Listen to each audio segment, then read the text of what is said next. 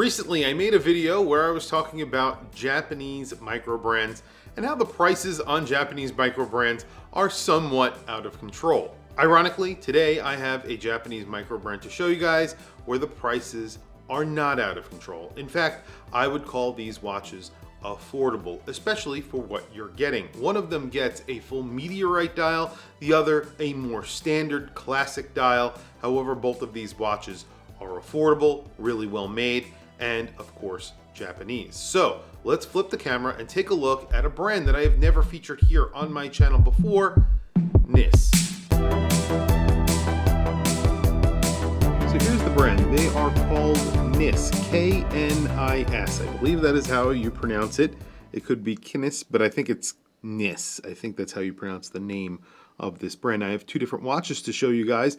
One has a Meteorite dial and a PVD coated case, and the other is a more straightforward offering from the brand. And it also has a little bit of a vintage feel because of the hands and the dial. Although they are exactly the same watch, one looks a little bit more modern than the other. Both of them get sapphire crystals, both of them get 100 meters of water resistance. I wouldn't say these are sport watches, but they are dressy watches that get some water resistance, and that is always welcome.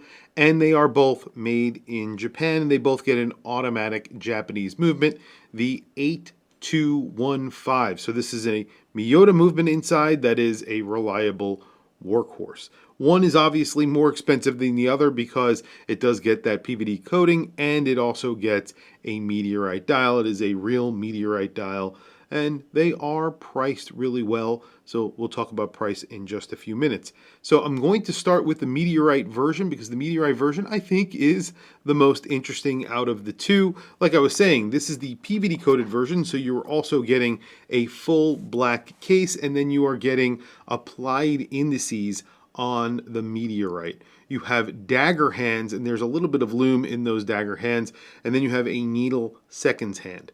So this does not get lumed indices, the other version does. This one doesn't, obviously, because you are getting applied indices that are applied to the dial. They could have put lume in there, but maybe they were trying to keep the look with those faceted indices. I get it, it kind of makes sense. You also get a multi-link bracelet with a double push button enclosure, and you do get to see the movement from the back. It is a Miyota 8 series, so it's nothing too special to look at, but there it is in the case back, and of course you get a stainless steel case back without any coating on it. And these are 38 millimeter watches, so both of them measure in pretty much exactly the same. So this is 38 millimeters. You have an 11.3 millimeter thickness, which is not all that bad because you do get a display case back, which is screwed in. You do not get a screwed in crown. It is just a push-pull crown, but you do get that 100 meters of water resistance. And then you have a lug-to-lug of 46.1 millimeters. That is including the bracelet, which does have female end links. This version does get a more classic looking dial. You get these cathedral hands, which are lumed. You have a sandwich dial, which is lumed, and then you have slight graining on the dial. It's a very, very, very slight graining, so I would say it's almost like a satin finish. And it just says automatic down at the 6 o'clock or right above the 6 o'clock position, and then their logo and the name of the brand right below the 12 o'clock position. Other than that, it's a very clean looking dial and kind of vintage looking. I think these would look really good on straps as well, specifically this one because it is so vintage inspired. Again, this one gets 100 meters of water resistance, a push-pull crown, and a screwed-in case back. Same bracelet with the same enclosure, and you get to see the movement. It says made in Japan because obviously this is a Japanese movement, and I would imagine these watches are assembled in Japan as well. So a majority of that is happening in Japan, so they put made in Japan on the dial, which is really cool. It says it right below the 6 o'clock position. On my wrist today, I have one of my favorite watches in my collection, one that I wear pretty often. It is my Timex Expedition North GMT in titanium. So this one is in full titanium because the bracelet is titanium as well. Really good looking watch. And there is the Meteorite version on my 7.5 inch wrist. We'll talk about price during the lume shot, but you can see this is a really good looking watch for the price. I think these are pretty good, especially considering that you're getting Meteorite. This one gets a PVD coated case Again, these are 37.9 millimeters, so essentially a 38 millimeter case with a 46 millimeter lug to lug. 46.1 is what I measured, and an 11.3 millimeter thickness. And then, of course, this is the stainless steel version, the uncoated stainless steel version on my 7.5-inch wrist, and I think it looks really good. The case is kind of interesting as well, so they put a little bit of a flared lug. It's just a little bit of a flared lug. It is polished on the side. You have a line of polish on the top of the case, and then you have brushing on the top of the case as well. The bezel is fully polished, and it's a pretty steep bezel, but again, this isn't really that thick, so 11.3 millimeters thick. It's definitely a very good everyday dress watch.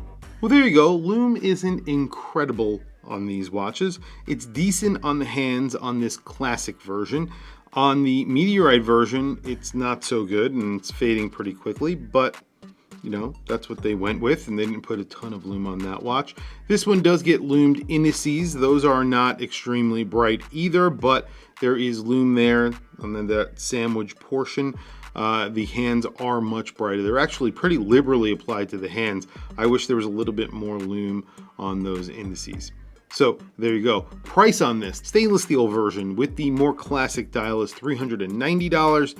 The one with the Meteorite and the coated case is $790. So a significant step up for that Meteorite. So if you really want the Meteorite, it is a lot more money. If you don't, and you're okay with a very straightforward, very classic looking dial, the stainless steel version looks really sharp. The Meteorite version is on the border of being a little bit too expensive considering the package, but I think all in all, it's a decent package and it's a decent price. I think that the stainless steel version actually is a bargain at $390. I think that's a really good price considering what you are getting and how nicely it's put together. I think it's a pretty nicely put together watch. It's pretty good quality, and you know, you do get a workhorse movement inside, which is easily replaced or easily serviced. Tell me what you guys think down in the comments below. I want to hear from you guys. Please also don't forget to like, subscribe, hit that bell icon. It is super helpful for the channel and I very much appreciate it. I'll add a link to these watches down in the description below. Definitely check them out if you are interested. Anyway, guys, thank you for logging on. Thank you for watching this video. I will catch you guys in the next video.